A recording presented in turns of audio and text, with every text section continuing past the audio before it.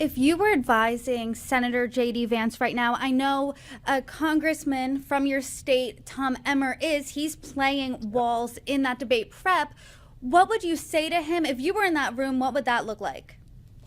Well, I think there would be two things. Number one, Senator Vance really has to give Americans a vision of what the Trump administration is going to be doing going forward. And he does a great job of that. He'll be able to articulate that, and that's really a big thing.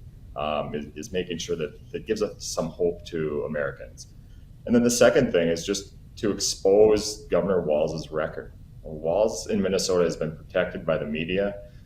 So not even a lot of Minnesotans realize the amount of taxes he's raised, the $18 billion of surplus that they've wasted over the last couple of years, the fraud that's gone on in the state, the fact that our students are at 50% or lower in proficiency in reading and math. And they promised all these great, big, grandiose things, spent all this money, and yet results are going down, down, down for our students.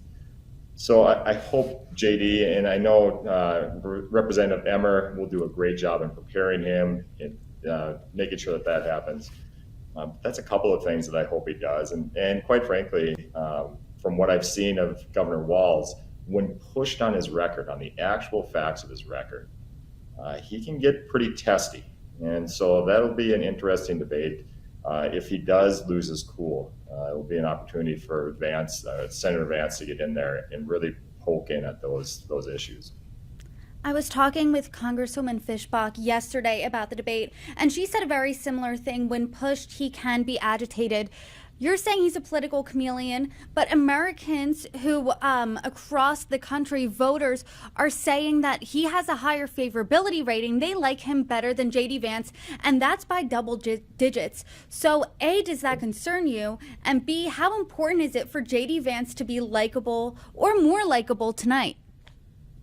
I think, the likability aspect, I suppose that can measure several different things. I think what you're going to see from Walz is more of a non-substantive, more of like what we saw at the DNC convention. We're going to hear stories, we're going to hear, anecdotes, things like that going forward.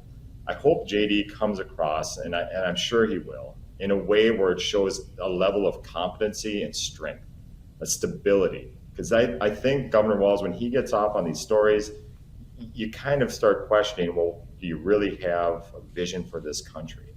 Whereas I think Senator Vance and former President Trump can give that vision of strength, of prosperity, of those things that families really can gravitate towards. And so we'll see what that looks like tonight. But I think Senator Vance will do a good job.